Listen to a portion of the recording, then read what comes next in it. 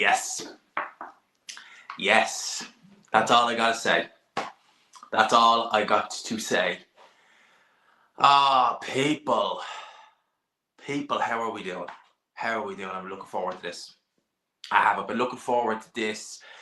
I've been looking forward to this show, the card, everything. Let's have a listen. Forward to this. Yes. We all good. I want to make sure that like the stream sounds good. Well, StreamYard is kind of like, it's going to sound whatever way it sounds. But how are we doing?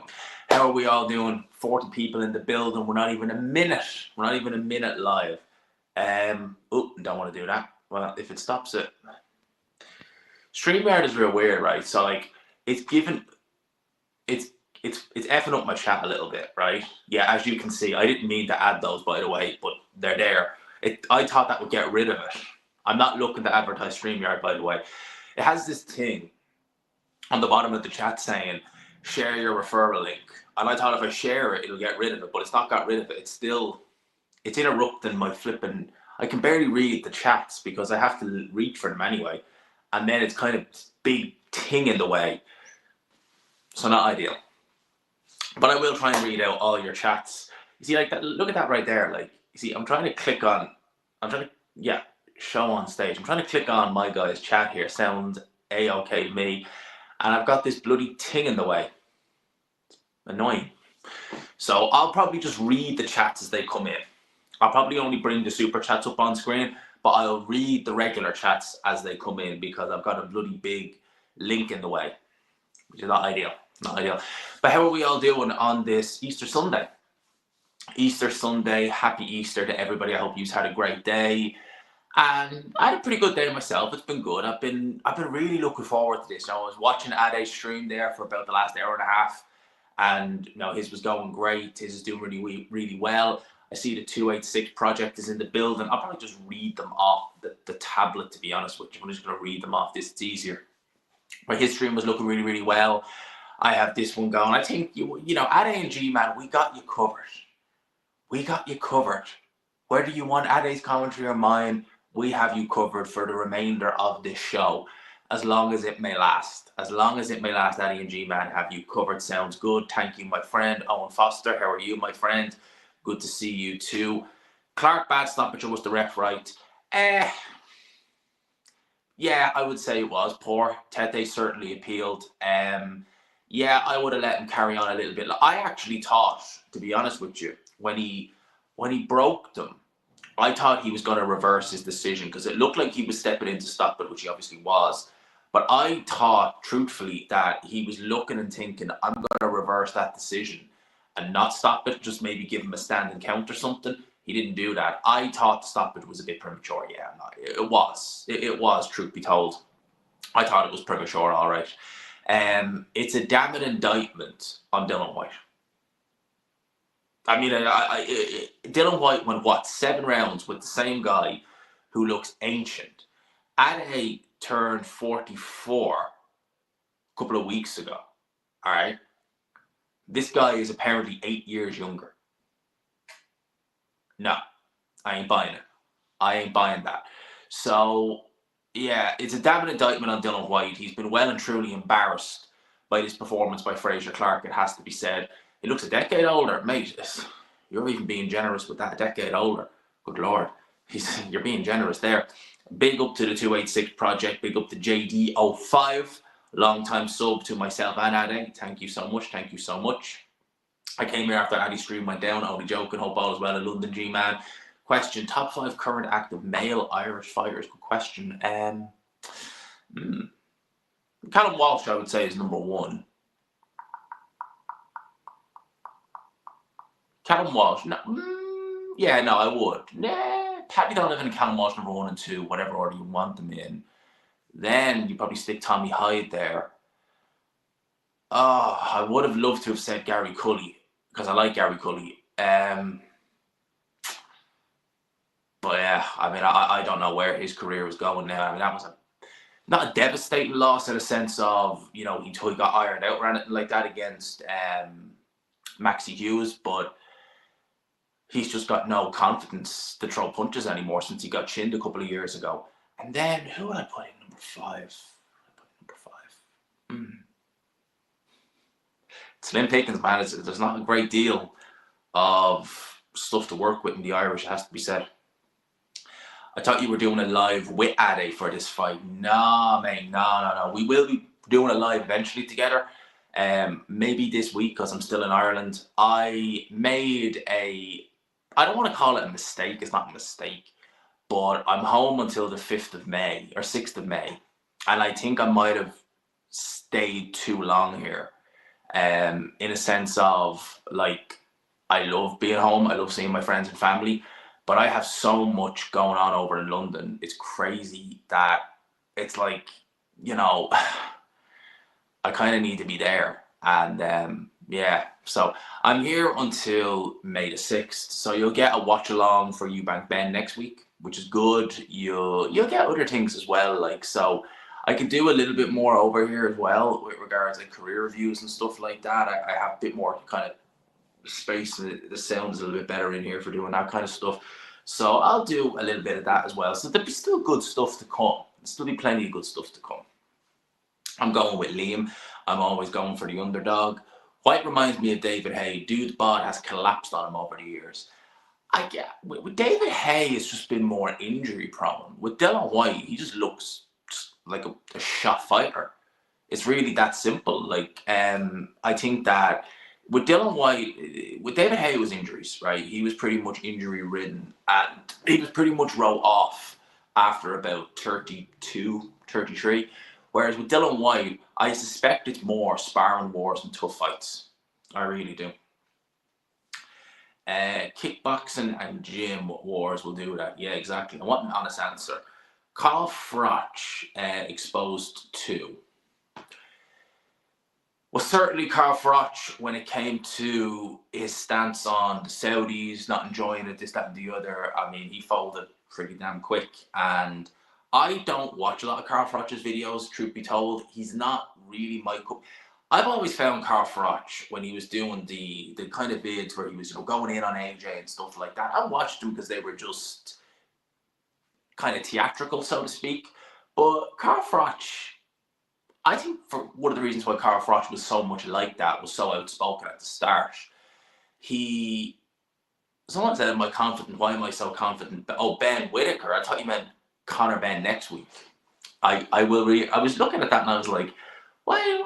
I never said Conor Ben's going to win. I keep getting confused because we're so close to Ben Eubank. Why are you confident Ben will win? The first fight was an anomaly. I believe it was. I do believe it was an anomaly. I really do. Carl Froch being honest about Ben, and when he interviewed him, he melted. Yeah, I mean, I think with Carl Froch, at the end of the day, even though he's made millions from boxing, his YouTube channel brings him in a lot of money. Carl Froch is someone who wants to stay in the public eye. You can tell that. You can tell he still wants to be around. He's got an ego about him. And I think for him, he loves getting... Because Carl Froch, if you think about it, he's never been the most naturally charismatic.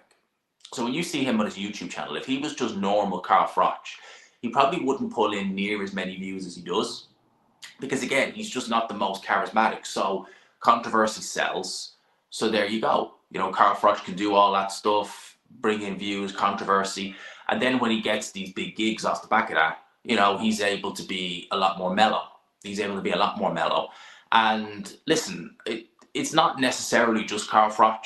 I see it with loads of people. Like, if you go online, and I always say this to people, right?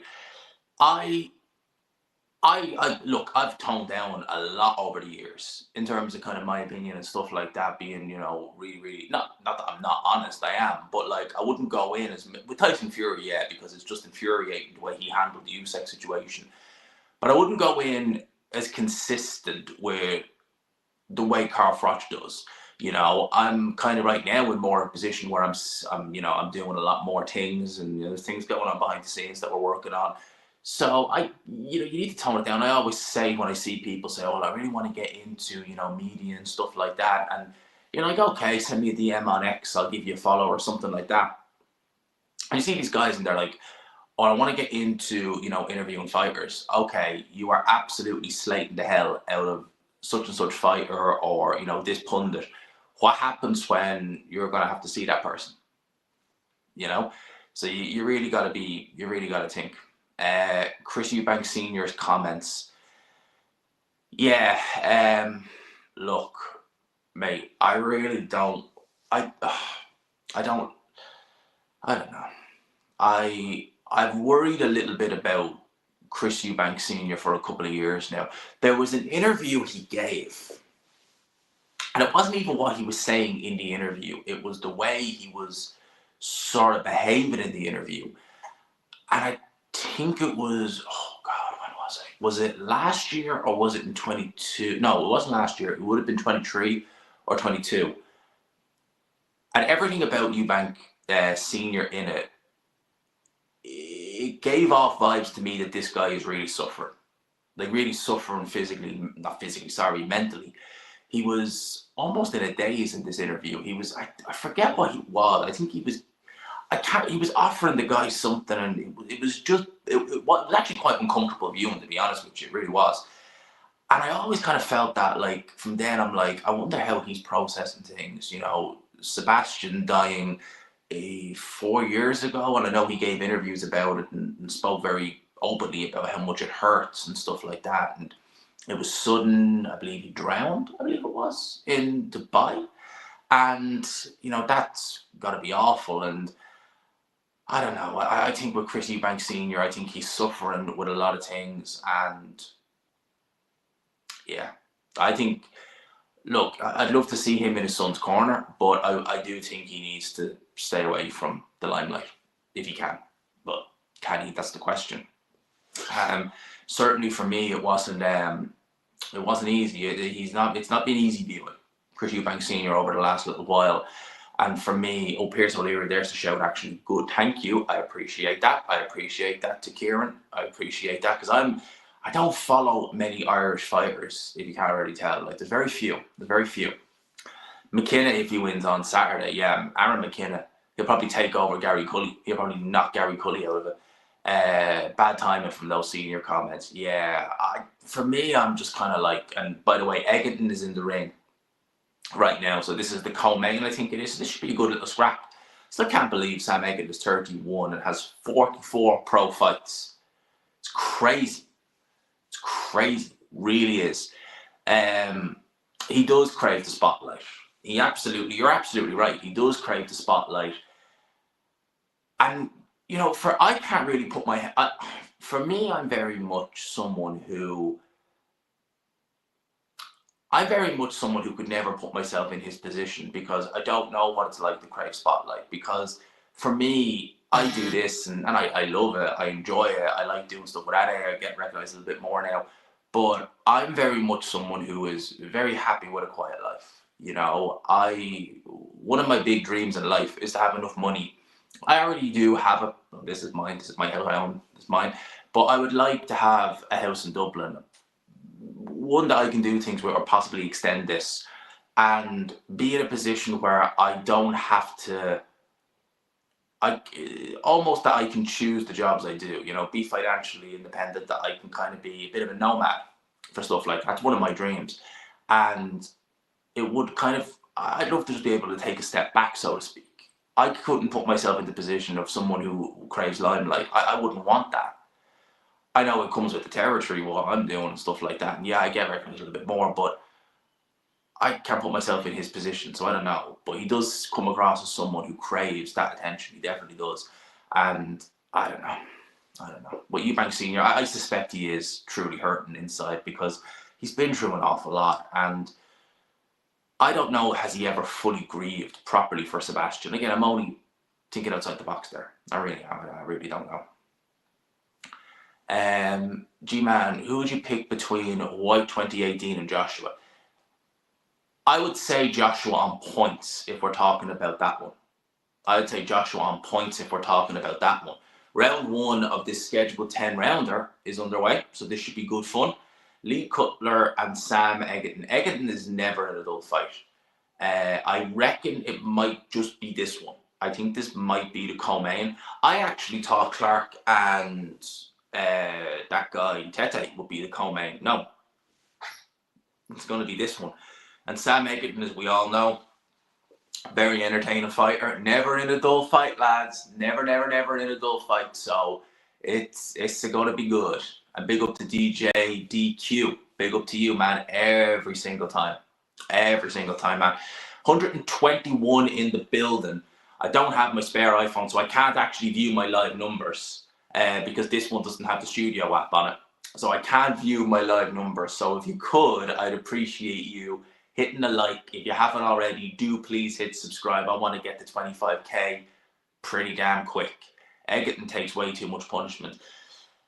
Eggington is one of those guys where, yes, you're completely right, Oliver. He does take too much punishment, but it doesn't seem to.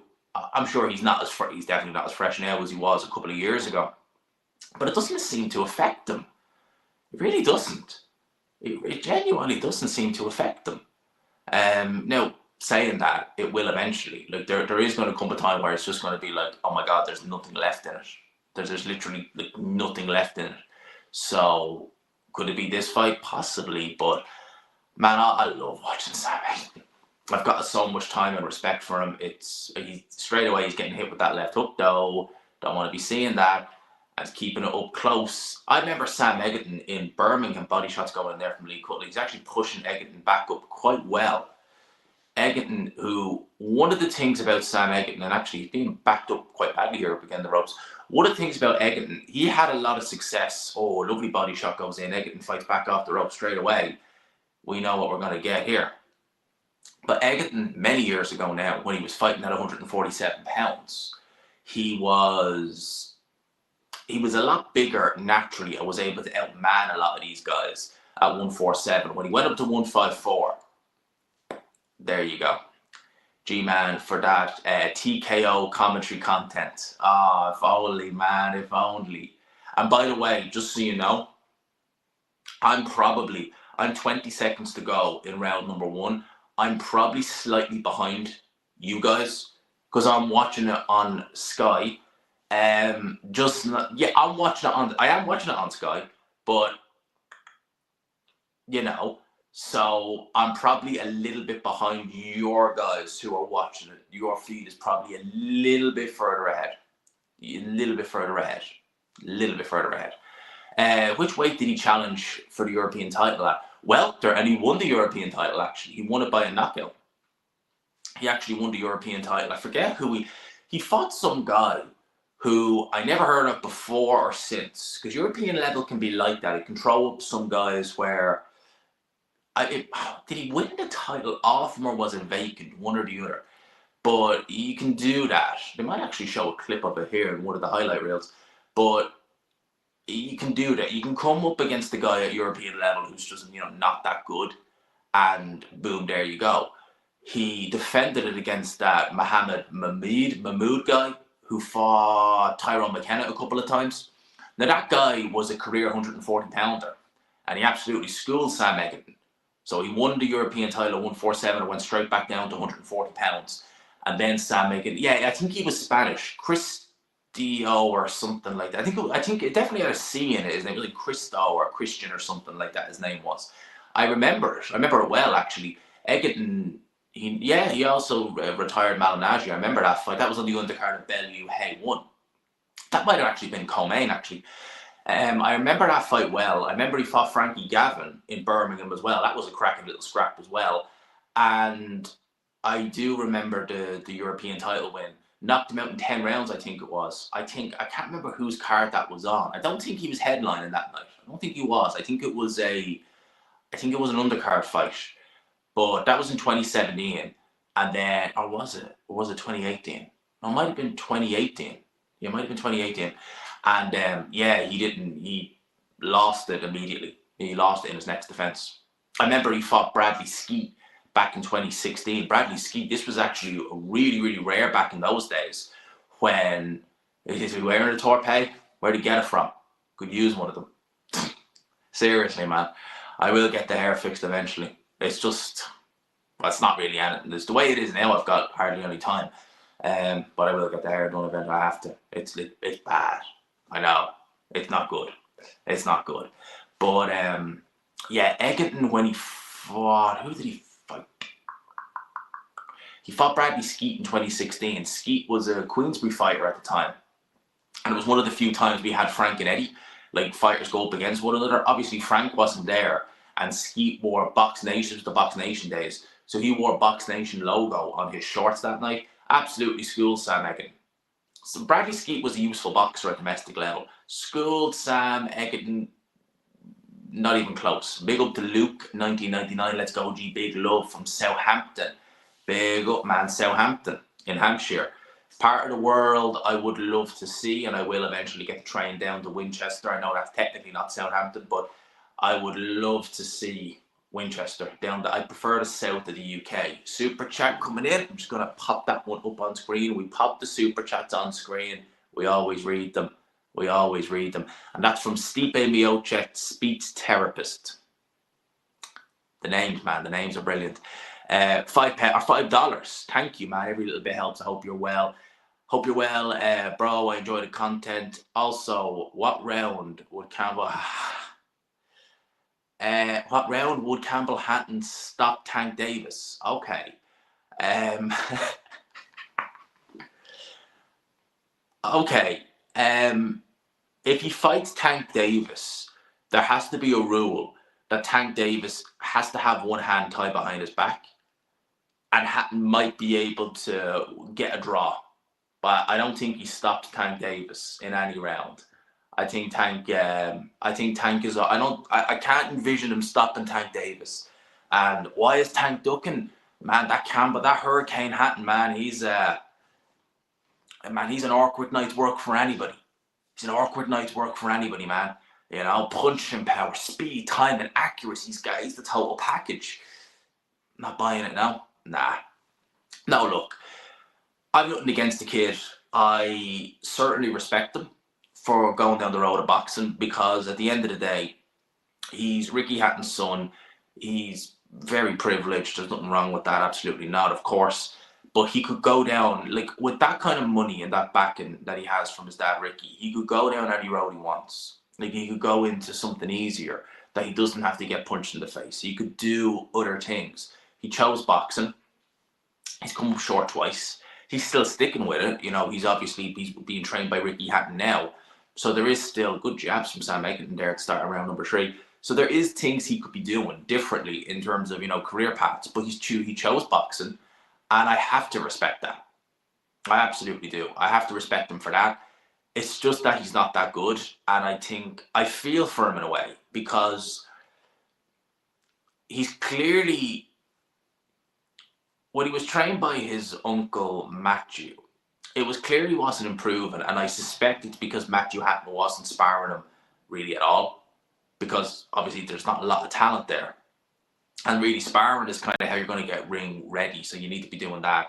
And they put him out on big stages. I mean, he was co-maining for one fight, and it's just, you can't do that, man. You just can't do that. So I've said this before, I'll say it again. The kid needs the small hall journey, basically. Don't look at the referee, Sam Eggington. That was a little bit low, but keep him up, keep him going, keep him fighting. He needs to go down the small hall route and just get him out on small hall shows. He'll bring guys to the small hall shows, but they'll be away from camera, there'll be no pressure. And I think that's the road he needs to go down. For me personally, that's the way I'd send the kid.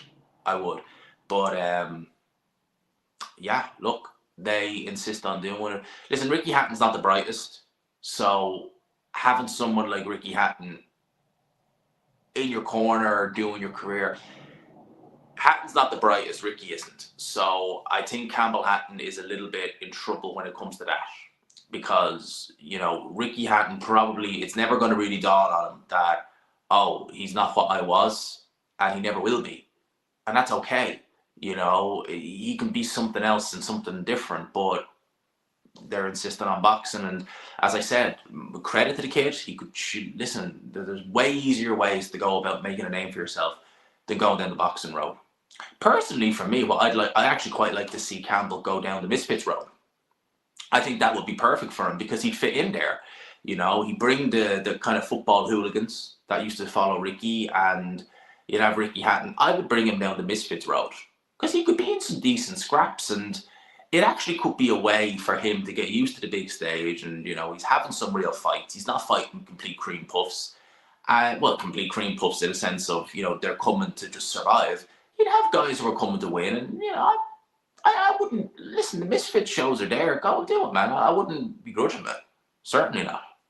So that's my thoughts on Campbell Hatton to Stipe Miocic, speech therapist. And thank you for the $5 US. I appreciate that greatly. Every little bit helps, man. I don't care if it's $5, if it's 500, if it's 99 pence.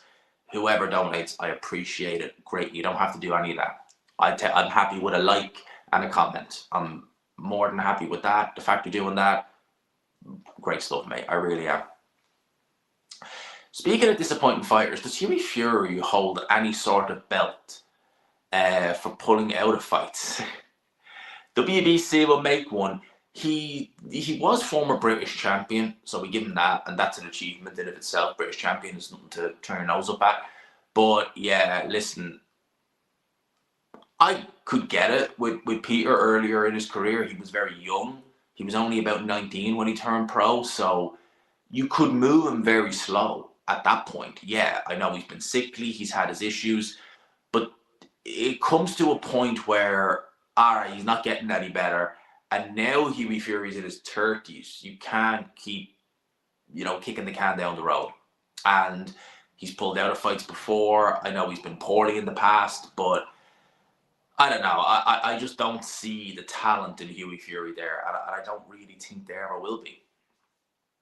And I didn't think he won the Joseph Parker fight, to be honest, which I can't see the full comment, but I don't think he won the Joseph Parker fight. I remember, for my sins, watching that fight live, and it was on YouTube. And yeah, it was not compelling viewing. You should leave Peter. He's gone. See, Peter is a good trainer. I think Peter Fury is a very good trainer. I have a lot of time and respect for Peter Fury. I just don't think he has it. And at the end of the day, Matty Stewart is one of the greatest trainers of all time. Eddie Futch is up there too. You could put a Sam Eggington in with a Matty Stewart as a trainer, and he'll bring probably an extra couple of percentage out of Eggington. But at the end of the day, you can only do so much of what you have. And I think with some, it's just anyone catch the Grand Prix, it was great. I haven't really watched much F1 this season, to be honest with you. One thing I am a bit happy with, and I'm quite proud of, is Piastri is doing quite well. And I tipped him to be the next heir apparent to Max, or the guy who will offset Max. Because Lando was quick, he's a good driver. But I've never liked Lando Norris. I don't think he's got the mentality. Lando Norris comes across as a man-child. He really comes across as a man-child. Whereas Piastri, I think, has way more polish to his game. He just comes across as way more mature, to be honest with you. So I am not surprised that Piastri is doing well in his third season in F1. He's leading the championship. And if he keeps it up, I think he will be world champion. I do. I think he has it all. I think if he keeps it up, he'll be world champion. Because Lando, I think mentally, he just doesn't have it. As I said, he's like a man-child. So, yeah, for me, Oscar all the way. I am a Verstappen fan, true and true, so I'll be pulling for him to win. But I would be more than happy for Piastri to take this championship this season if he can. If he can. As we get in, I haven't really been, I've not really been talking. I've not been talking much about this fight, and it's been a good scrap. But I'm enjoying the conversation. We've 139 in the building. No idea how many likes we have. How many likes do we have? It says I've only 10 likes. That can't be right. 10 likes, is that true? This isn't updating for some reason. How many likes does this stream have? How many likes does this stream have? It says I've got, yeah, it's not updating for some reason. Hang on a second, I'll re-click back on it. Because I guarantee I've got more than I can't have 10 likes. Surely not. Oh, okay. I have 52 likes. That's better. So if you haven't already, hit the like button. It says I have 10 likes. I was like, what? But then it hadn't updated from when I went live. I was like, good lord, 10 likes with 140 in the building. Smash the like button if you haven't. And hit subscribe as well. I just passed the other day 23,200 and something. So Keane Burns 42 likes, big up, 52 likes. Got you on the fight, G-Man. Big up the visual takes, man. You have been around for a long time. I appreciate you every time. Do you know what, right? Because I'm not here all the time, I am going to upgrade the furniture here, though. I am going to upgrade the furniture here. I am going to do that. But I'm not here as much. Someone said, Lando said he wants to win, being nice on and off track. No, can't do that. Cannot do that. Can't win being not nice on and off track. It's not how it works. Michael Schumacher didn't do it. Verstappen didn't do it. Lewis Hamilton. I know Lewis Hamilton tries to come across as a nice guy. Lewis Hamilton is, if you see Lewis Hamilton when he was young, I suspect that he is kind of putting that, nice guy on, because Lewis Hamilton in his younger days, he was ruthless, and I think he still is. And I don't think you can win in F1 with that mentality.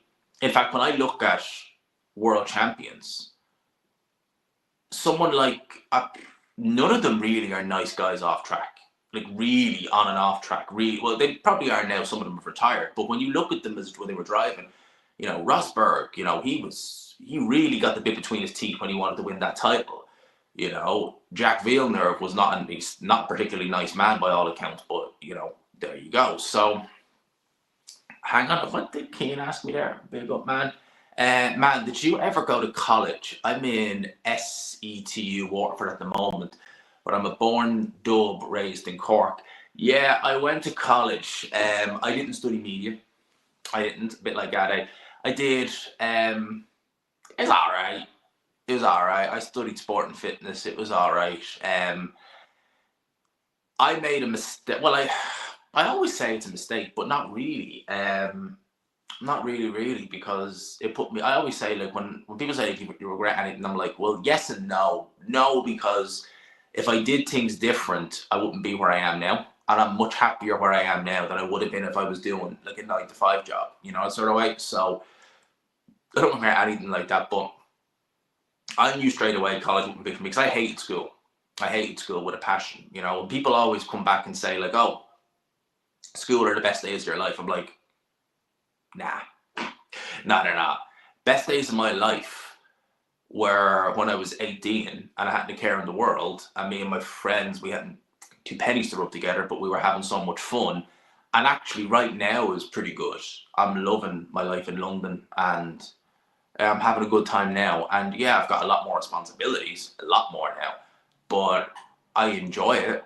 And so yeah, like, long and the short of it, I did go to college, and I worked in the gym for all of a year, and I was like, you know what? Never mind the certificates. They're not in the bin. I still have them, but they may as well be in the bin. They may as well be. And I've forgotten. And I met some absolute weapons in the gym, not in a good way. So I was like, who worked in gyms? And I was like, nah, I don't want to be around people like that. Stead heads with God complexes. I don't want to be around people like that. They're not for me. Not for me. So, yeah, long-winded one, man. Piastri is hitting Max where it hurts. Piastri is a great driver. I could see it in him in his F2 days. So I'm not surprised at all. And as I said about Norris, he doesn't have it. And especially, I know F1 is a team game, but the individual plays a big role in it. It's like darts. It's like boxing. The individual plays a big role in it, because essentially it's you and your machinery, you and your equipment when you're in the zone. And with Norris, he just doesn't have it. He's too much of a nice guy. As I've said about Norris before, he's a man-child. As all F1 drivers are. But Norris, filthy rich kid, life of luxury, loves video games, nothing wrong with that. But when you see him, and he's in his mid-20s now, and he still has that childish demeanor, you're never going to win. Like Max Verstappen, when he was 17, he was racing in F1 when he was 17, and he had that, I am going to go as quick as I can. I'm going to do whatever I want. I'm going to battle. I'm not going to be nice. I'm going to get my elbows out. He was 17, and he had that approach. All right. Norris is what, 24, 25? And he's still Mr., I'm singing on the radio. Whoop, whoop, what time is it? Yeah. Brilliant. You'll win races, but championships, nah. It ain't gonna happen. It ain't gonna happen. So that's what I gotta say on that one. I was wondering, I was like, that chat is not moving because I haven't been moving it down. Harry Kane is in the ring. G-Man was one step away, and that bloody link is in the way, so I can't see the full Eggington coming back into this fight by the scorecards. Actually, they have Eggington ahead. I'm gonna have to pull that one up. It's one step away from Riddick Bowe's ring certificates. Oh man, Norris is a really good driver, just not great. Yeah, he is. Remember 2000? Remember 2007 compared to 2025. World. Look at the world now, and do you think we won't go down those roads, man? We probably best we don't go down the roads of that C word on here, because YouTube is very, yeah, it's very something with that. Miles Carey, big up from Canada, man, all the way from Canada. Liam all the way. Let's see. I'll read that back again. I'll go back up to it. Sorry, mate. Apologies. Liam all the way. Let's see if heart, guts, and newfound confidence can overcome talent, confidence, and youth. What's your thoughts? Well, many have disagreed with me on this, but I'm going with Ben Whittaker to win this fight on a very comfortable, quite clinical points decision. That's my thoughts on that. Crazy Dan, I hope you get your house in Dublin and hope to see you on. I will read it once the flipping. I can't get rid of that bloody link. It's annoying because it's cutting the bottom of these things off and I have to reach for it on the proper pod again sometime.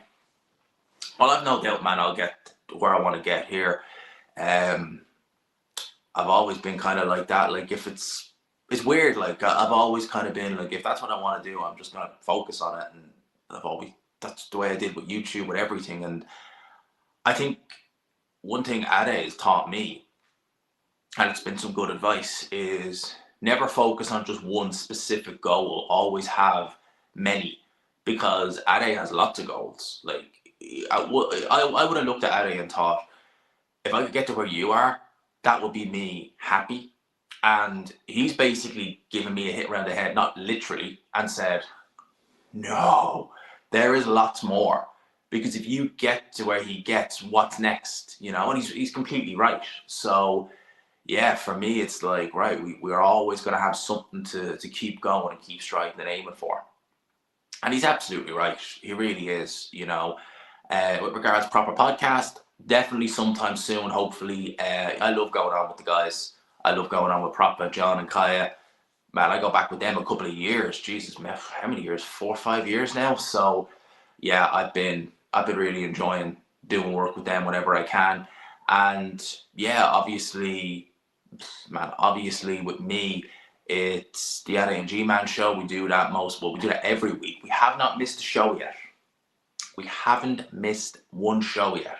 So we're doing very well with that. It's probably going to get a little bit harder in the summer. Ade is doing some work over in America. But we'll see. We should still be okay. We did the last one over StreamYard. We're going to do the next 2 over StreamYard. I think 2. So look, we'll be fine. We'll be a-okay. And yeah, we're doing good things. I mean, I love Ade and G-Man show. It's great. And yeah, man, we've been having so much fun doing it. We really have. G-Man, why do you think Ade was dropped? Well, I know the reasons. I know why he was dropped, but he dropped from that show, not in general. I know the reasons, but Ade is not disclosing them, and I'm not going to disclose it here. But yeah, I know, and it's a shame that he's not doing it, because I think that he is, and it's not me saying it because he's my friend, but he's tremendous. And I think it's a loss. I think not having him do that show is a loss, because Ade is one of the best, if not the best, presenters around.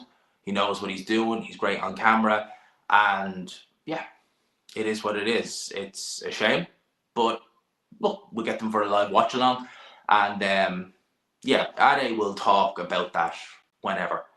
G-Wizzle back in Dublin. Yeah, man, back till the 6th, man. And then back over to good old London. I hope you're keeping well, mate. I hope you're keeping well. I hope you're keeping very well. But yeah, Ade is, he'll talk about that more when he wants to. I'm not going to talk about it here. But I do know why he's not. But I'm not going to talk about that, obviously. It's Ade's personal business. Your pod with Ade is great. Keep it up, man. Yeah, man. I found out because I know Proper won. Proper and the Boys won an award last year, I think it was. They do these, like, you know, sport podcasts of the year. They would have been getting some heavy hitters. As much as I love the Boys, I'm like, we got to win that this year.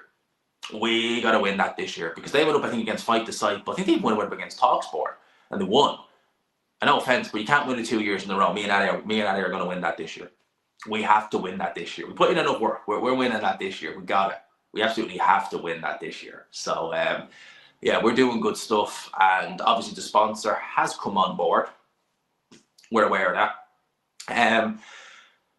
Again, Addy said it as well. He's not sure if it's just the show or the whole channel.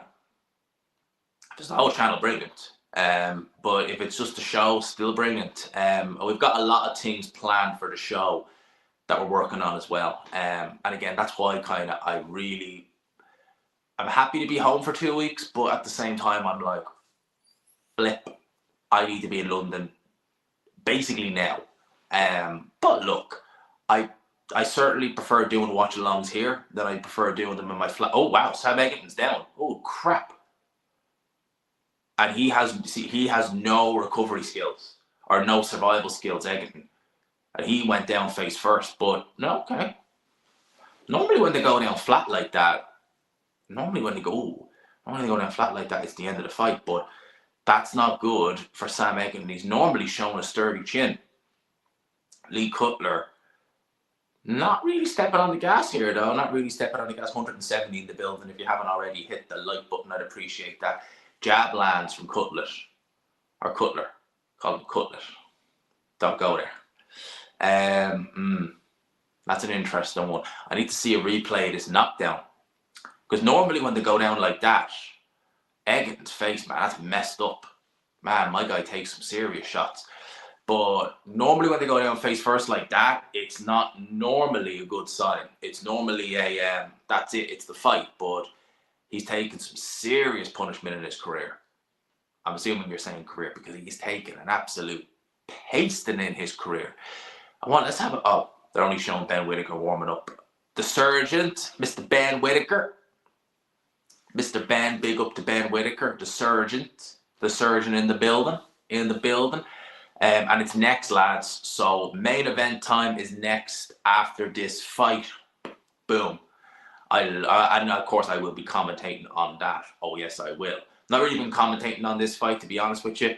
But I've been catching glimpses of it. It's been entertaining. They didn't show a replay of the knockdown, which is strange. Stepped up and looked very limited. I think it was a variety of things why he looked limited in the fight last time. I think he'll look better this time. I really do. Truthfully, I really do. I think he'll look a lot better this time. But yeah. If the Ben Whittaker who turns up in that fight turns up again tonight, he's in a serious spot of bother. He really is. He's in a serious spot of bother. He absolutely is. Round number 8. And bear in mind, we are 2 minutes and 20 seconds to go in the 8th round. Eggington's face is bashed up. Now, that always seems to happen. He's one of those guys where he just blocks the shots he just literally takes them on the face. He doesn't give a damn about, I don't care. I'll walk through him. And was it Barry Jones who used to say that he had the best defense in the world? He just blocks the shots with his face. Best defense in the world. Yeah, it's not really what I'd be saying. I don't recommend that for good health long term. I really don't. I really truly don't. But he always gives it. He always does. And Eggington here. What was that? Oh, that wasn't counted as a knockdown. Oh, okay. I was wondering because I thought he was counting. I was like, what's going on here? All right, that makes a lot more sense then. Why they didn't show it. Because normally they show them straight away. Even if he wins, Ben will get found out.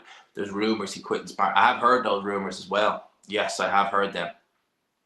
Now, Ben Whittaker, he does come across a bit like that as an on-top fighter. He does. I'm hoping with someone like an Andy Lee in his team, he can, be a bit more switched on. Good job there from Eggington, to be fair. And, Lee Cutler, he's taken a few shots in here as well. Eggington never really had the power. He never really had the power at 154. He's never shown it. He always had decent-ish power at 147 pounds, but it's not carried up.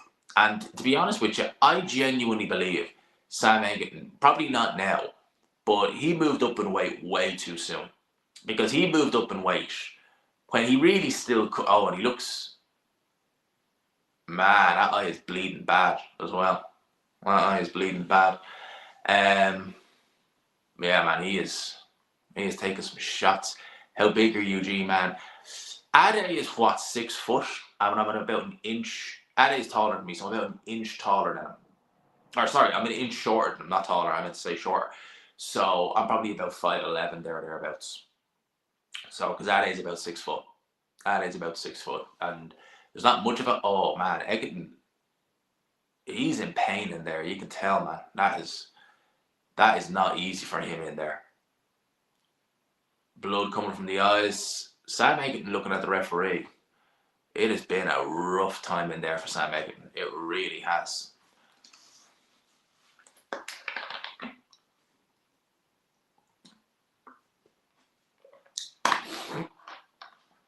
I've seen that fight many times, George Foreman, Michael Moore.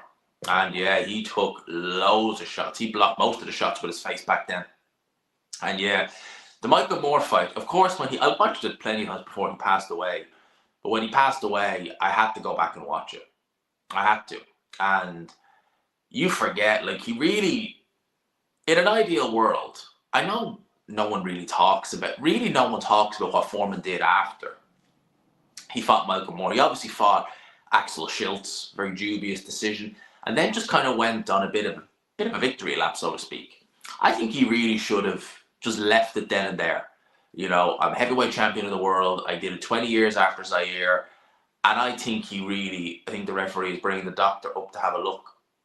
Is he? I remember, right? I probably shouldn't. No, I don't even go into this story, but I remember there was a ringside doctor at an event. I was at press. Oh, and referees waved it off. Sam Eggington. Oh, clash of heads. He's obviously ruling it as a clash of heads. But I remember there was a doctor at a ringside event, right? And I was on the media end for it. And this girl was unbelievably dumb. Because we were there early, right? So it's obviously like you're listening to, there's hardly anyone in the arena. And I remember there was 2 officials. They might have been from I'm not sure where they were from, but they were talking about life. And they go to this girl. They were like, "Is there anything interesting going on in your life?" And she was like, "Nah, nothing. Very boring, very boring." And the 2 guys just started talking. And they were like, "Oh, we're going on holidays. Me and my wife are going on holidays and this thing. And then she just randomly comes out and goes, "Actually, I think I'm getting married in 6 months." And I was like, that escalated quickly, wasn't it? Just from nothing entertaining to I think I'm getting married in 6 months. Brilliant. Yeah, it's either one or the other. So I remember that. And she was a crap ringside doctor, so she had to breeze what she was doing. I honestly don't know how some of them do it. Like how some of them get on these British Boxing Board things and stuff like that. It's almost like, do you know what 2 + 2 is? 22? We can pay them pennies. Or we can certainly pay her pennies. Holyfield Foreman is my favourite ever heavyweight slugfest. Yeah, and was it Hatman who said that in retrospect, when you look at it, Holyfield did better than, Foreman did better than Tyson, and he did. He probably won more rounds than Mike Tyson did. He didn't win many, but he won more rounds. But he wasn't close to getting stopped in that fight, and that was with a much younger Evander Holyfield. So in retrospect, yeah, he did do better than Mike Tyson. What's going on in this? It looks like they are. What's going on here? Straight forward here. The fight has been stopped due to a cause by a clash of heads. Okay, so it goes to the scorecards. So I was wondering what's going on there. I was like, what's going on here?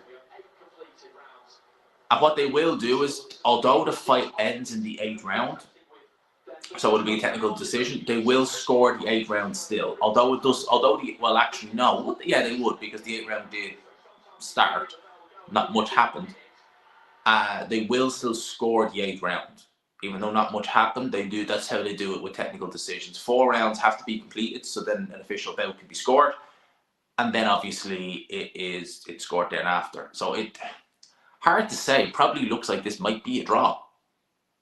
Might be.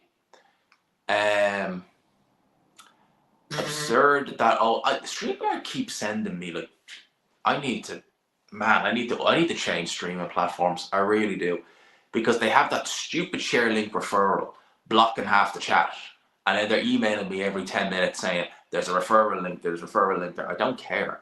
I thought by clicking on it, it would get rid of it. So I need to upgrade StreamYard, or I need to just use a different streaming platform altogether, because I swear it's so flipping frustrating when you're like, there's a comment there, the most recent comment, mate. I can't read your comment until someone else puts a comment in, because it's blocked by that referral link. It's literally blocked by it. I have to literally pick up the tablet to read what you said. Agree, David. There you go. Yeah, it's a nightmare. So StreamYard, it just, yeah, not fun. Not fun. And this bout, they're taking a while to get these scores together. They're taking a good long time to get these scores together. Was it Andy Clark, I think, had a draw on his unofficial scorecard? Eggington, man, his face, he's taking some punishment in there. Holy crap. He is taking some punishment in there. Not just in this fight, man, his whole career he's taking some shellackings. I remember when he fought Liam Smith. He took a beating in there. Let's see how they scored this fight. Let's have a listen, see how they scored this. Well, we're going to the cards, and that is indicative of the fact that it was... Let's have a listen, lads. Okay, here we go. Here we go. Looks really good in there, actually, that arena. It's really good. Ladies and gentlemen, referee Mark Bates called us out to this contest at the start of the 9th round due to a counter stoppage. And since the stop made it past the bell to start the 5th round, we go to the judges' scorecards and we'll count the 9th round. We can't really count the 9th round, but hardly anything happened.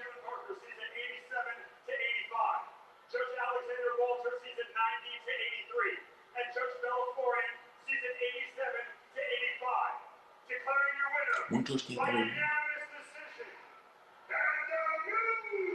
Sam Eggington won. Alright. There you go.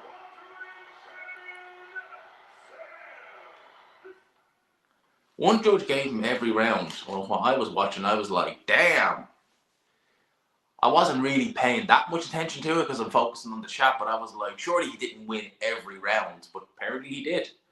Apparently he flipping did. I'm just looking here online, right? I've got 200 viewers concurrent, and I appreciate that greatly. I really do. Ade has 718. Can you imagine? That'd be flipping epic to have that many concurrent viewers. It'd be flipping amazing to have that many concurrent viewers at once. It really would.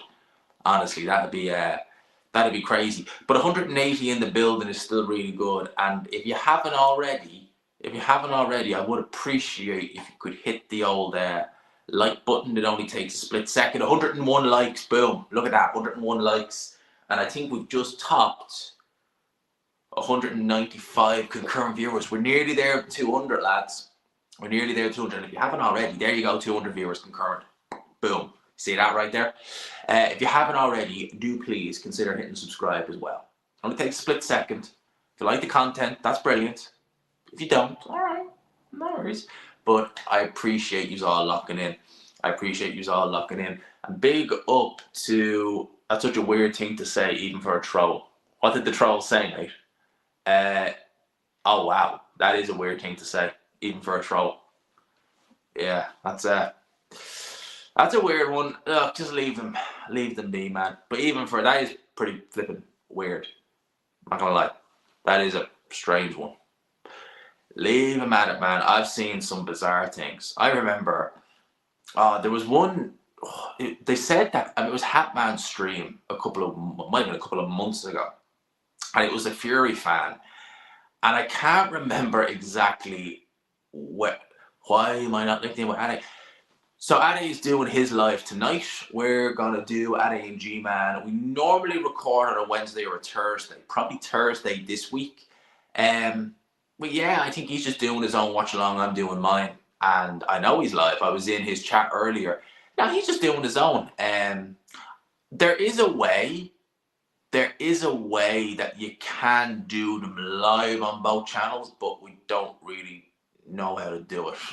As in, like, it's live on my channel, it's live on his at the same time, but we're both there. But we both sort of just, don't know how to do it. Did I watch Wingy boxing back in the day? Yeah, I did, very briefly. So, Wingy, when he was doing his videos back in the day, literally he went to IFL not long after. And on the Fury Boy thing, I remember the Fury fan was like, basically because Hatman was having a go at Fury, he worked it out that meant Hatman was a Labour voter. And you're just like, really? Do you people really what the how did you even work that out? So when you see some of these trolls, you do wonder, like, what in God's name goes on in their actual head? Like, you actually do stop and think, like, actually, what is going on in their actual head? It's mental. I don't even want to go there. I don't want to go there. But yeah, man, listen, it is what it. Oh man, you didn't. Oh man, I appreciate that so much. By the way, I really, truly do. I really do. As always, mate, I support the channel. It doesn't go unnoticed, man. You do, and I appreciate it greatly. Good to see you doing well. Also, about your video on July the 12th has got me hyped. June 7th is going to be fantastic too. Oh man, Jarrell Miller versus Wardley. I can't wait for that fight, man. I'm probably going to go up to it because Ipswich is not far from, well, it is far from me, but Stratford literally has a Greater Anglia Railway, and I can walk. It's walking distance from my flat. So I can actually get up to Ipswich in about an hour. So I'm going to probably go to that fight. And July 12th, man. Oh, man. It has me so hyped. Could you imagine? Could you imagine? I'm just thinking, right? And you can stop me if you think I'm being a little bit, if I'm thinking way too far outside the box. But we got told that Usyk was going to be at Wembley Stadium. Maybe, and Frank was kind of like, maybe there was a little bit of misdirection. Could we maybe be led down that path to turn around and say, actually, headline act in New York is Dubois Usyk? I doubt it, but could they? And this is me just thinking outside the box. I don't know. They could, but man, £75. Can't thank you enough.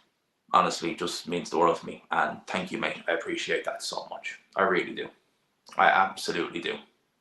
So as always, I appreciate that. I really do. But yeah, everything else, big up to JD, big up to G-Man Boxing. Yeah, man. It's been good, man. And massive shout out to Sam Eggington being interviewed on screen there, and man of all the time in the world for Sam Eggington. That image of him, he's won the fight, he's got a cut over there, he's got 9 matched up there, nose is probably damaged, and he still just keeps coming. He still just keeps, I don't know how he does it. I remember getting absolutely roasted for saying Fury beats Usyk and AJ in 2019. Do you know what? I always felt Usyk could do something with one of them, but I couldn't believe it. That's a good question. Ever thought about putting the Patreon donation link? Yeah, it is frustrating when you see it. Like Adam giving the 75, which I greatly appreciate. I won't get the full 75. I'll probably get maybe 50 of that, if even. Maybe 50 quid, if even. Because YouTube will take roughly 30% of the super chat, which I'm not going to swear, but it's crap when you see that. Because when you see a super chat come in and a nice big one like that, you're just kind of like, oh wow, 75 quid. And you're like, oh, actually, wait, no, it's not the full 75, but it's the thought. Look, at the end of the day, like 50 quid is still 50 quid. I appreciate that nonetheless. But yeah, that's the one thing about YouTube that you can kind of be like, oh, for God's sake. This again, really? Yeah, it's been that way. It's been always that way with YouTube. I ain't going to change. But look, I still appreciate it nonetheless. So in my head, I've made 80 quid tonight because I've got a fiver and a 75. So in my head, I'm like, I don't care. I got 80 quid, even though it's not officially 80 quid. It's still, to me, it's like 80 quid. That's still very, very, very good. I'm still really, really happy with that. I'm still really, really happy with that. Yeah, like HMSR. Is YouTube my full-time job? I would love it for it to be, and we're not quite there yet. But we're getting there.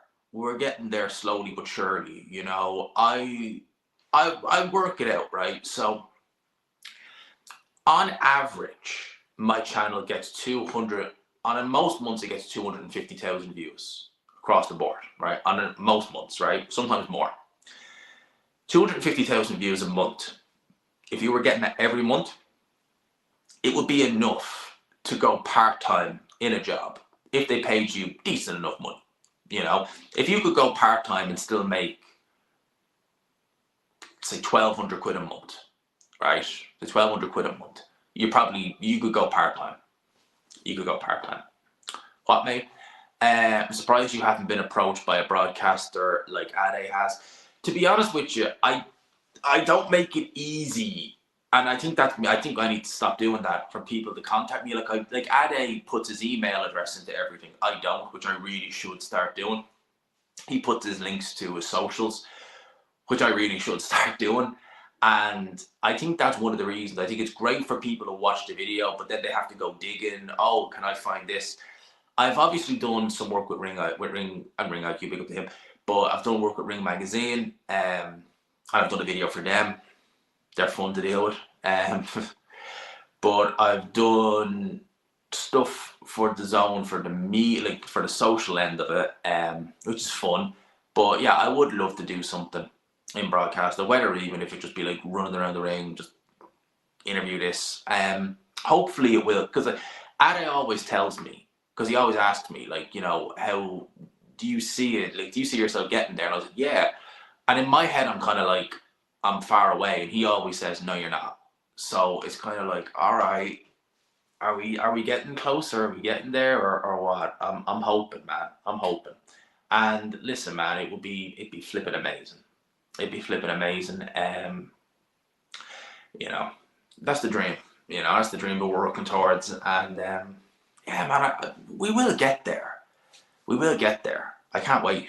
Obviously, like it's weird because whenever I'm watching like Ade, or whenever I'm watching, like, if I'm not doing a walk, obviously I don't have the sound on, but I'm always like taking note. How is that interviewer speaking? Could they do this, or could they do, you know, because it's very cutthroat. You know, I hear a lot about what goes on, and it's very cutthroat. So it's not easy, you know. So you really want to make sure. And someone's saying there, what's it saying? Get breast implants, maybe Eddie might hire you.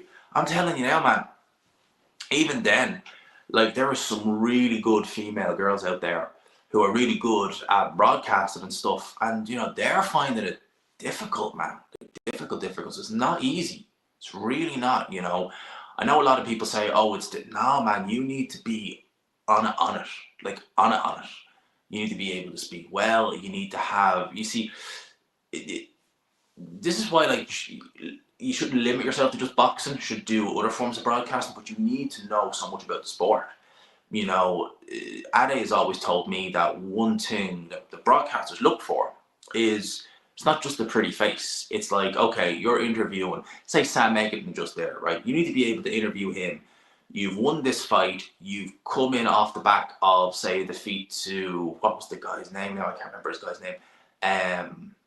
Oh, Lord, he's Irish, and he fights in Australia. See, this is the thing. You need to be able to think of that off the top of your head. What's his name? The Irish guy. He fought on Katie Taylor's undercard, but he lost to him in Australia. He's rebuilding. He's in the 154-pound division. Is he looking for world titles? If so, then he's looking at the likes of Sebastian Fondora. Is he looking at the domestic scene? If so, there's Kevin Jago there and stuff like that. So you need to be able to just literally like that in an instant. And if you can't do that, you got problems. You know, you could. So You need to be literally on it. Enjoy the content, mate. Keep it up. I appreciate that. Matt Wallace 91, thank you so much. It's greatly appreciated. The £2, everything, man. I appreciate that so much. But there's a lot when it comes to broadcasting that you really need to be on it. Like on it. So it's not just enough to know. Like Conor Benn is on screen just there. So there you go. Like there is a prime example. You know, Conor Benn fighting at 160. Do you see yourself at 160? If so, the domestic scene, you're looking at the likes of Denzel Bentley, you've sparred him, Nathan Heaney, you know, Brad Pauls. If you go down to 154, the domestic scene has the likes of Sam Eggington and stuff like that. So there's so much you need to be able to just think of instantly. And you've got people in your ear asking you this and you're doing that. So you need to block all that out. And it's a lot. So when Adelaide tells you about it, you're like, holy crap, there's so much to know and do that you really need to be like on it. Because so often you see, and you can kind of tell when someone is there and they've not done their homework, because it's apparent. It's immediately apparent. And that's just boxing. So you got to think about football. You need to know every player on that side, and you need to know what. So say you're doing like international football, right? You need to know, and I mean, say you're doing a World. I know I'm probably never going to do a World Cup, but you know what I mean. Say you're doing the World Cup, right? And you have, hypothetically speaking, Angola, right? You need to know who the players on that side are, what side they play for, their form going into the season. There's so much you need to know. That people just look at like Kate Abdo and they look at Ade and stuff and they think it's natural. And it is to an extent, but there's so much work that goes in. It's just not flick the switch, you're good to go. G-Man, what's the thing you do the most outside of being a boxing content creator? Well, I love going to the gym. I love doing a bit of training. When I'm at home, so when I'm home here in Ireland, I drive. When I don't drive in London, I don't need to. So when I'm home here, I tend to go up and see friends a lot and go for drives. I love driving around Ireland. I love doing that. So I tend to do that. In London, I do a bit more socializing rather than that. So like I would probably go for a beer most Saturdays. There's a few friends from back home that I'd meet up with in a place it's actually in central London that I go to. So I'd meet up with them a lot, maybe on a Saturday night. That's pretty much it really. I don't really, yeah, I focus so much on doing the channel. Like honestly, like as Adam said there, you know, when will the broadcaster reach out? With the amount I put in, I'm hoping soon, because literally my whole days are dominated by, right, I gotta do that, I gotta do this, gotta do this, sorry, gotta do this. That's honestly, it's an addiction now at this stage almost. But you get what you put in. You get what you put in, and I want to put in as much as I can, and I want to get the most out of it. So, and that's always the advice I give to people. Whenever someone asks me, it's like, it's not easy. I know that. I remember when I started doing startup, it was like, oh my god, how am I going to do it? Now it's just routine. You know, it's just literally routine now. So that's kind of how it's been. Anna Woolhouse, she actually had a bit of a health scare a little while ago. Thank God she's okay. I can't remember what it was though, but she had a pic of herself in the hospital. I forget what it was. I forget exactly the ins and outs of it. I'm not even going to speculate what it was, because I think it might have been something to do with bloods or something. I think that might have been it, but I don't know the ins and outs. But thank God she's okay. But Liam Cameron, he's getting ready for his ring walk, lads. So I will be doing the commentary for this one. This one's going to be fun, lads. This one's going to be, oh man, I'm looking forward to this. This is going to be an epic one. This is going to be good. What time is it actually? Just while I have it there. Has my tablet died? No. Okay. Give me literally 1 minute. I'm gonna run and grab my spare iPhone.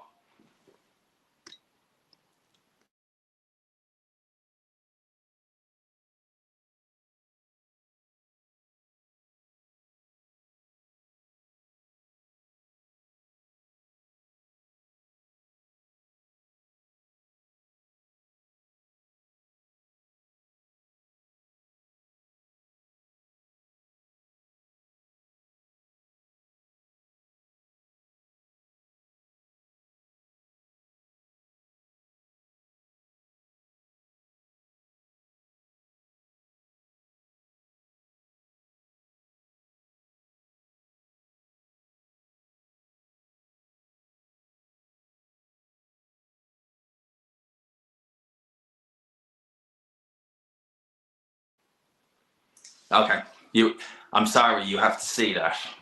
I'm sorry. You have to. I shouldn't have. I should have changed the avatar, shouldn't I?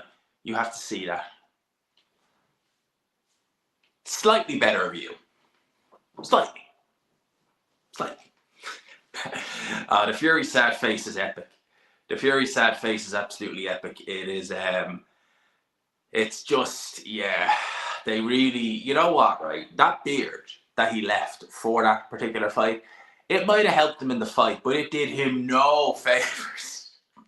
Like that picture with that big beard, that did him no favors after, because that was just hilarious. Like that, I know it sounds bad, but that picture was hilarious. Oh man, oh man, I'm a million times better than Barker. I've never met Darren Barker. I've never met him in person. I've been in the same like building as him and like a press conference, but I've never met him in person. I've met Barry Jones in person, and I have to say he is an absolute legend. He is so friendly and so nice. He is just I cannot. Do you know what? Barry Jones always came across when you say he's as a real genuine guy, and he absolutely is. Like he's one of them where it's like, yeah, you see what you get. He is so cool. He really is. He's just such a nice guy. So big up to Barry Jones every single time. Massive respect for Barry Jones, and he is one of the best. He absolutely is. I mean, when you listen to him, he has. You wouldn't have thought it probably at the time when he was a boxer, but he has the commentary. He's just gifted with it, you know. And he was someone where he was a boxer, he was world champion, but he didn't really. I wouldn't say he made much from boxing itself, but as soon as they put him behind a mic, boom, gold. It just works. It just works with him. So big up to Barry Jones every single time. What time are they walking out? I'm not home. Jarvis Marvis says, well, Liam Cameron is on his way to the ring now. He's walking to the ring now. So I'm looking forward to seeing, I wonder will Ben Whittaker do a big, FU entrance, or what way is it going to be? I bet Barry Jones is the kind of guy that buys around for the pub. Bellew definitely lives low when it comes. I've never met Bellew, but Ade speaks extremely highly of him. And I take his word. I take his word on things like that. But yeah, Barry Jones, I'd say he is that type of guy where he would just, oh, what are you having? What are you having? It's on me. So yeah, no, he's cool. A lot of time for Barry Jones. Really, really good guy. And can't believe how bad Lennox. Oh, is he on commentary? Is he actually on commentary for this? If he is, that doesn't surprise me, because Lennox Lewis he was never a good commentator. Some fighters are really good at commentating. They just have a gift for it. They have a knack for it. Sonny Edwards is one. He's a good commentator. He is. I know a lot of people don't like his voice, but he's a good commentator, Sonny Edwards. I don't mind him. Obviously, you have Barry Jones, another one very good commentator. Roy Jones, very good as well, if you want to talk American commentators. But yeah, Lennox Lewis, he just never had that articulate thing about him. He's never a good commentator. HBO had him for a while. George Foreman was a good commentator. George Foreman, to his credit, he was a really good commentator. I really enjoyed him. He had banter. The disagreements with him and Larry Merchant and Jim Lampley, brilliant. I mean, George Foreman was hilarious. And I was watching some old HBO fights today. So who was I watching? I know I watched the Gatti fight, and I was watching a couple of Andy Lee's old fights as well today. And I watched the HBO feed, obviously. And there was something so good about HBO back then. Obviously, it's gone now, but HBO were just brilliant. You see, what I think boxing commentary is lacking today is, obviously there was always boring fights, but a good commentary team can just make a boring fight go by like that. You dust it down, you move on, and it's good to go. Now, if you get hit with a boring fight and you've lackluster commentary, it's kind of like, oh no, you're like, here we go. How long are we going to be here for? And that's why I miss HBO, because they were great, And I think back when you look at the 90s, early 2000s, they were a lot more, they didn't really care about who they offended or anything like that. So you would have some commentators who'd be absolutely going in and, you know, taking digs at fighters and everything, they didn't care. And, oh man, it was banter back then. It was absolute banter back then. And yeah, HBO were just epic. They were epic. And a lot of the ideas that they had were like ahead of their time. I mean, they don't even use them now. I mean, they have unofficial scores, I should be saying, in, you know, commentary teams now, but none of them who were ever judges. Harold Letterman, yeah, he had his styles that he liked, but for the most part, he was pretty good at being impartial. And he was a judge. If they didn't have Harold Letterman, they had Steve Weisfeld on the odd time. So they always had someone there. You know, keep up the good stuff, G-Man. The Pork Chop Express. What a name. I love it, man. The Pork Chop Express. I love it. Some of the names I read, man, I absolutely love reading them. They're hilarious. I don't even know if you're intentionally hilarious, but they are. 184 still in the building. If you haven't already, I would consider you, please, I ask if you please hit the like button and hit subscribe. I'd love to get to 200 likes before the end of this. 144 likes. Could we get the magic 200? And if you haven't, by the way, do please consider hitting subscribe. And I've currently 23,218 subscribers. So, you know, I'd love to get close to the 25k. I love the 25k is going to be a nice number to hit. It is. Liam Cameron, 34 years. I didn't realise that. I thought Liam Cameron, I knew he was older. I didn't think he was that much older. It's interesting. Project 9, evening all. Oliver just subbed. You only just subbed, man. Only just subbed. Okay, better late than never, man. Better late than never. Only joking, man. I appreciate it. Thank you. I hope you enjoy it. Hope you enjoy the content, man. HBO was that. It was just that. HBO was the best. When I was so obviously I always had Sky. We always had Sky. I thought you were calling me a miserable worm there. I was like, what the hell did I do? No, I read it too quick. But I always had Sky. So when Sky would show the international fights, I would still go and look for a stream so I could listen to the HBO commentary. Even if I knew it would be a bit choppier, it wouldn't be as clear, I would always go for the HBO commentary. Like I remember when Ward fought Kovalev the first time, Sky obviously showed it. It was Sky Fight Night International.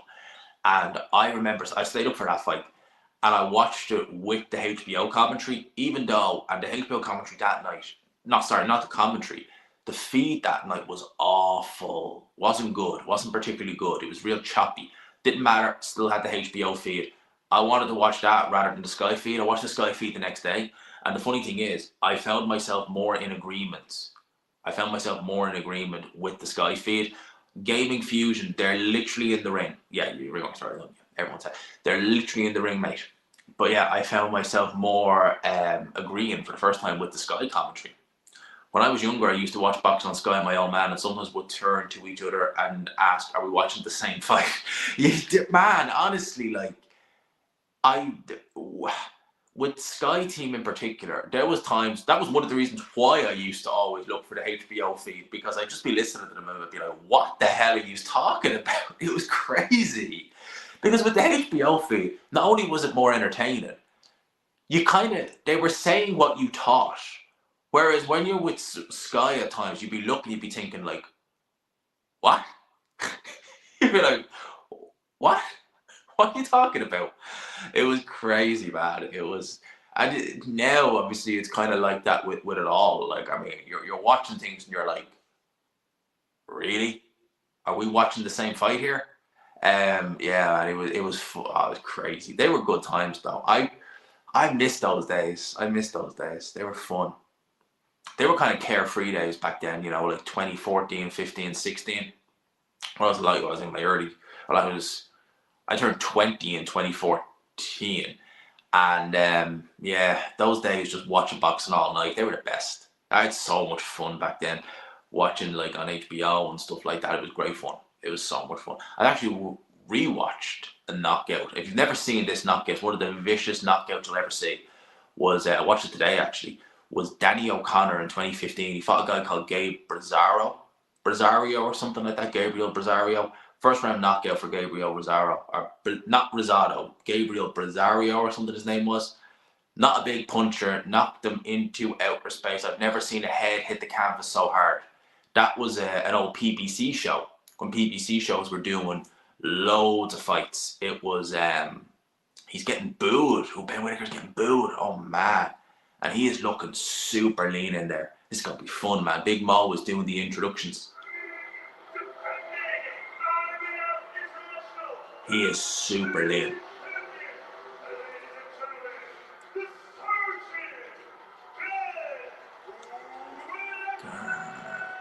No, it wasn't Gabe Rosado. It was a guy called, this fight was at 140 pounds. Gabe Rosado was a middleweight. It was a guy called Gabe Bazario or something like that. Began with a B. And just type in Danny O'Connor boxing and it will come up. Because it was in 2015. One of the worst knockouts you will ever see. And that guy who knocked him out, he only had like 2 or 3 KO wins. And it was a one-punch knockout to the head. His head snapped back violently. And I mean, it cracked the... You know when a head, like, it's like, bang, into the canvas. I'd say he was concussed to all ends. All right, fight's underway. Oh, straight away, Liam Cameron landed a jab on Ben Whittaker. All right, lads. So this is my feed now. We're going. Here we go, okay? So, Ben Whittaker's... jab from Liam Cameron. He's already finding Ben Whittaker with the jab. And Ben Whittaker, someone said he does look nervous. Left hand is down very, very low. That could be a worry because you get caught with the overhand right on that. But one of the good things about it is your opponent is constantly thinking, what way is that jab coming? Or can he hook off it, right? Can he hook off it? Ben Whittaker is popping that out. But last time around, Liam Cameron was able to get a foothold very early on. And so far with that jab, he is landing it. He's landing it there.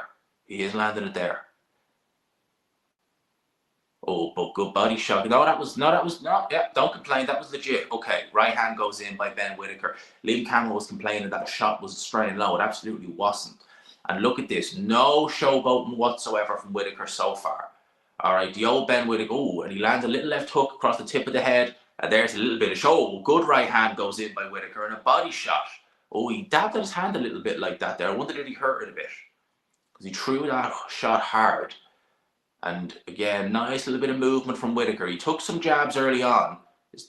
Thought there was blood coming from the nose, but no, it doesn't appear it is anyway. But he's not doing too bad in this round, Ben Whittaker. Seems like Liam Cameron is reluctant to let the shots go, although he does land the jab there. He was able to get the jab going early on, but that jab is flowing nice from Whittaker. It's just trying to pierce the guard of Liam Cameron. He's able to hold there. Whittaker complains that was at the back of the head. Referee has a word there. It's Howard Foster who's refereeing this fight. We know he likes his quick stoppages. But so far, oh, good body shot again. And again, Liam Cameron just kind of saying it's low. I think that's just on the belt. And jab again goes in by Whittaker. Looking sharp so far. Looking quite sharp. I think he was caught with a couple of jabs early on. But I think now he's found his feet a little bit. It's moving quite well. 45 seconds to go in the first round. Needs to, see he's holding a bit there. Oh, nice little shot to the head. Not to exert too much stress, not to exert too much effort in this first couple of rounds. If he was gassed after 5 rounds, then he needs to... Oh, big right hand goes in by Liam Cameron. Ben Whittaker, arm up in the air just to say, nah, didn't hurt me. Okay, but it's still a scoring shot. And Ben Whittaker still using the jab. Okay, gets out of the way. Nice little bit of movement there. Back on the bike by Ben Whittaker. Oh, uppercut went in from Liam Cameron. Ben Whittaker is able to land a shot to the side of the head. Get out of dodge. 10 seconds to go here in round number 1. Jab again from Liam Cameron. Ben Whittaker gets out of the way. There's a little bit of showboating at the end of the round. I gave that round to Ben Whittaker. He got away with that. He got away with that first round. He definitely did. You're well behind. Oh, no. Yeah, it was Gabe Barrio, I think is how you say that. That was a serious KO, man. That was a serious KO. Sky camera work is shocking. Well, your stream is even dodgier than my 40 seconds. Well, it's not actually. It's been good. It's actually been a good. I have not had one Don't jinx me. I have not had one remote, even the slightest bit of, you know, the B word at all. But it probably is about 40 seconds behind. To be fair, Ben looking good there. I think he's looking all right. But it is about probably 40 seconds behind. So just so you know. In fact, actually, I might not read that chat. Because there could be people ahead of me. And I don't want anyone to spoil it. Please don't spoil it if anything happens. So I'm going to try and maybe avoid the chat. But round 2 is underway. And Ben Whittaker again. I like what I'm seeing from Whittaker so far. We're 2 minutes and 40 to go in round number 2. Just so you guys know. Just so you know. So Ben Whittaker, again, popping the jab out. But Liam Cameron is applying that pressure. Just holding that guard up. He's just holding that guard up there. Ben Whittaker able to move out of the way. And, oh, good body shot goes in. That was legit. That no issue with that body shot from Ben Whittaker whatsoever. Big shot to the side of the head from Ben Whittaker goes in. Liam Cameron, very stationary. Just very basic defense. Just stand up tall, let the shots land, and see what you can do. But he is trying. He is letting those shots go every now and again. I'm going to read the chat, but I'm looking as soon as the chat comes in. I'm like, crap. Ben Whittaker holds. 1 minute and 50 to go here. Hit the like button and subscribe, says the Tavern. Big up to you, man. I appreciate that. Thank you. Yes. Do please do that. I appreciate that. Much appreciated. Much appreciated. Alright. Oh, no, Ben. That was a sloppy as hell uppercut. You didn't even come close to even piercing the guard with that one. He really wants to be careful. And I get what he's trying to do. When you've an opponent with a high guard that you want to sink the uppercut in, but he wasn't even close to getting him there. Wasn't even close. But he is working well, Ben Whittaker. Oh, big right hand. Oh, Ben Whittaker hurt him. Oh, Ben Whittaker hurt him. Ben Whittaker hurt him. Come on, let's see. Oh, wow. Holy crap. Ben Whittaker. Down. Oh, that's a knockdown. No, that. No. No, you can't. Oh my God, that is, you cannot be serious.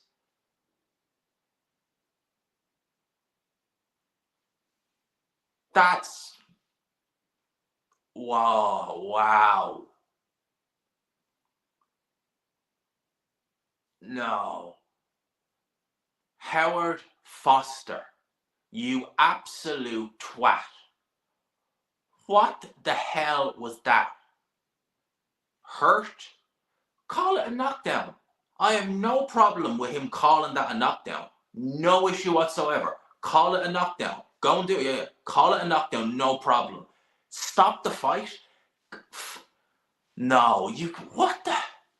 That's up there. I'm absolutely stunned. And he's proved me right. But that... I said this would be easy for Ben Whittaker. It was easy, but that's bollocks. That's fucking bullshit. That's ridiculous. Absolutely ridiculous. And Howard Foster standing there with the smile on his face with the arms folded. He's an idiot. Man's an idiot. Well, what are you doing? Well, I can't believe that. I'm actually stunned. I'm actually stunned with that. I want to see a replay of that. I'm stunned. I'm shocked. They should be fuming. That's ridiculous. Listen, he was stunned 100%. He got backed up, and I think he did fall into the ropes. So, you know, if you do that, you're more than in your right as a referee to rule knockdown. And I wouldn't have complained in the slightest. I wouldn't have complained. I would have said, yeah, Liam Cameron's not... This just doesn't help. There's this shit like this doesn't help things. When they say, oh, boxing's this, and it's like, ugh, our fighter's not allowed to get caught and at all now. Well, it would appear not, because he was caught, yeah, went into the ropes, and the referee could have ruled a knockdown, and he should have ruled a knockdown. I wouldn't have complained. Stop the fight? you can't stop the fight for that. You can't, like, are we in the amateurs now? Is this amateur boxing where as soon as you're buzzed, they give you a standing count? Because it may as well be if that's the case. That's ridiculous. That should not be. That's not right. It's not right. That's not right at all. 360 in the building. If you haven't already, please hit the like button. And if you're new, I would greatly appreciate it if you would hit subscribe. I cannot believe what I've just witnessed there. That's ridiculous. That is absolutely ridiculous. I cannot believe for 2 seconds that's after happened. I'm absolutely stunned. I'm really not happy with that. I'm really not happy with that. I can't believe what I've seen. I'm truthfully, I'm shocked. I'm not in a good way. Wow. Wow. That's ridiculous. That's BS. Wow. I can't believe that. Can't believe it. People, I'm going to call it here. I hope you enjoyed the video. Or the stream video. I'm so used to saying video. Stream. I hope you enjoyed the stream. People, if you could, as always, smash the like button. Hit subscribe if you haven't already. We get peak viewing right at the end. Oh, actually, before we end it, let's have a quick look-see, right? So it lands a couple of body shots, yeah. Right hands go in. They're being blocked partially. All right, right hand lands. At that point, yeah, rule it knockdown. Don't stop the fight. At that point, rule it a knockdown. Do not stop the fight. What the hell? What the hell? Let's see it again, right? Right hand goes in, gets stunned. Okay, body shots go in. They hurt him. Right hand partially blocks. Yeah, he's opening up. They're being blocked. Okay, but he goes down. I can't believe I can't believe that. I'm actually shocked. I can't believe that. Wow. People, I'm going to leave it there. I hope you enjoyed the live. I'm going to get my post-fight review up and yeah, I've got a lot to say. Let me know. I hope you enjoyed it. Smash the like button, all that good stuff. Hit subscribe. I'll chat to you in a wee bit. Peace out.